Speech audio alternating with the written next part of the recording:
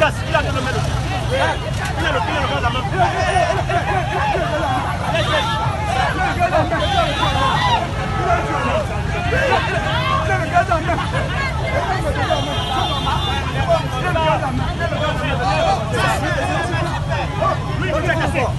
Je dors chez moi à cause de la sécurité. Lorsqu'il est là dehors, je reconnais qu'il est en train de me garder. Hein? Pourquoi moi je peux soulever la main pour le taper? Plutôt celui qui me protège. Ceux qui font ça, la violence, ce sont les drogués. Hein? Ce sont les gens qui n'ont pas la conscience à l'État. Moi, je ne peux pas arrêter un policier et commencer à le froisser. Mais j'ai mes droits. Moi-même, j'ai mes droits que je reconnais. Hein, que si je fais ça, ce n'est pas, on va m'arrêter. Et c'est tout ce que moi, je peux vous dire. Oui, parce que eux, ils sont d'abord armés. Quand ils sont armés, ils ont leur légitime défense. Bon, maintenant, quand ils sont armés, nous, ça nous tensionne parce qu'ils sont armés. Parce que quand ils sont armés, ils ont la légitime défense. Et un policier, avec moi, si c'est face à face, il ne me peut pas.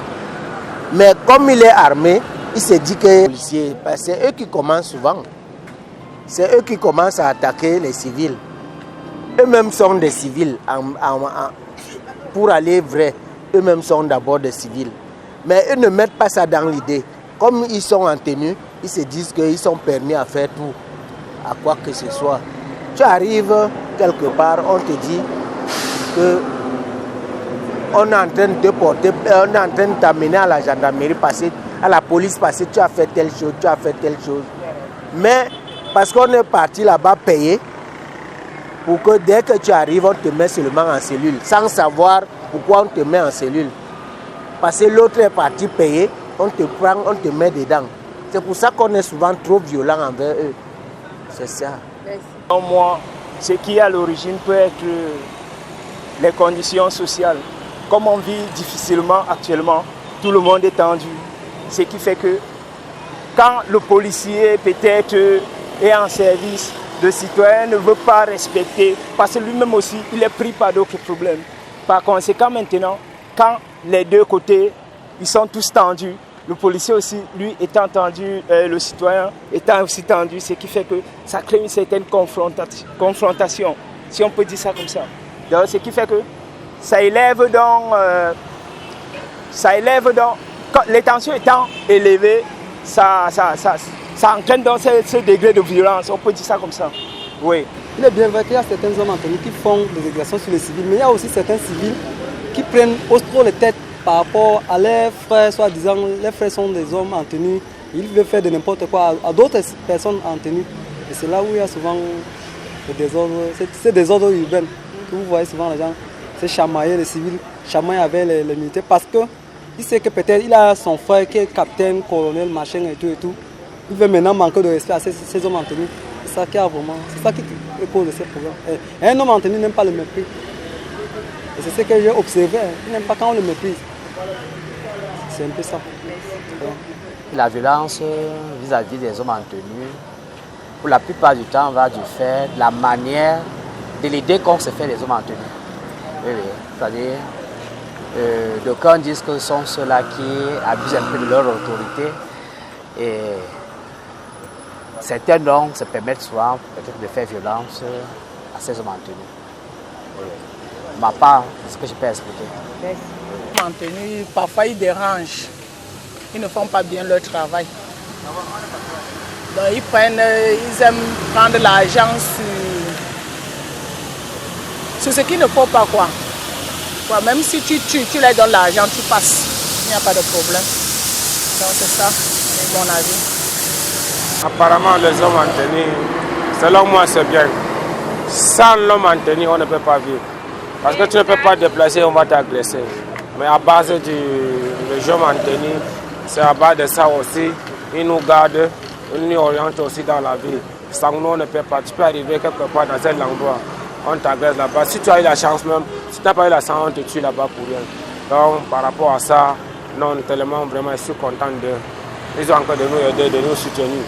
Il y a certains gens qui disent que non, ils sont mauvais. Ils ne sont pas mauvais. Sans rien, on ne peut pas vivre. Sans rien, on ne peut pas vivre. c'est eux qui nous soutiennent dans la vie. Donc, sans eux, nous, on ne peut pas vivre. On ne peut pas vivre. Mais il y a certains gens qui nous menacent, mais avec tout ça, on ne gère pas. Parce que sans eux, on ne peut pas vivre. Donc, ça, les sanctions. Bon, pour moi, la violence, n'est-ce pas, entre les civils et les hommes en tenue vient du fait que les hommes en tenue ne se respectent plus. Parce qu'à notre temps, quand je dis à notre temps, moi je suis déjà à la retraite, à notre temps, n'est-ce pas, tu ne pouvais pas trouver un militaire ou un homme en tenue en train d'embrasser une femme naissante dans la rue, en train de rester dans un bar, en train n'importe où. On se respectait et on se faisait respecter, n'est-ce pas, par la population.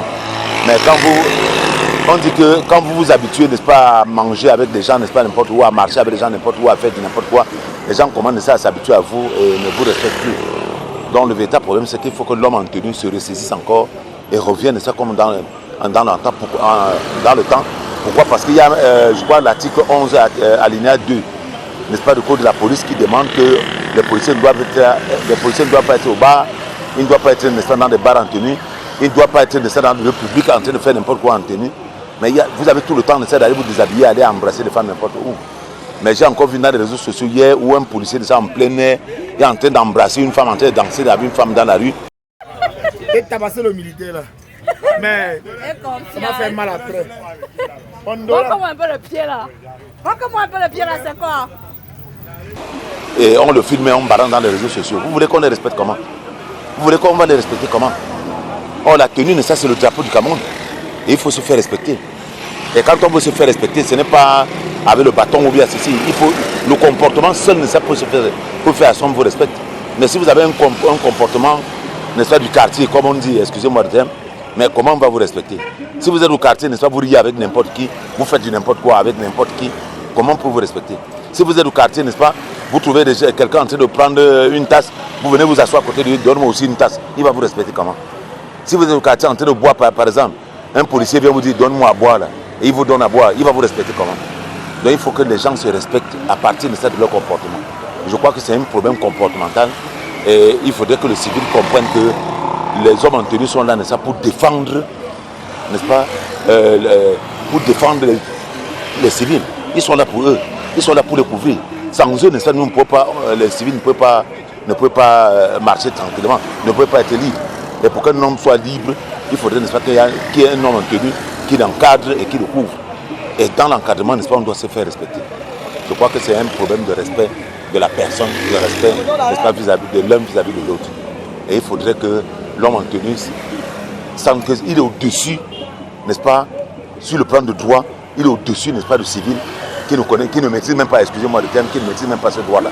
Parce que lui, l'homme en tenue, il semble qu'il maîtrise le droit et c'est lui qui doit enseigner ce droit-là.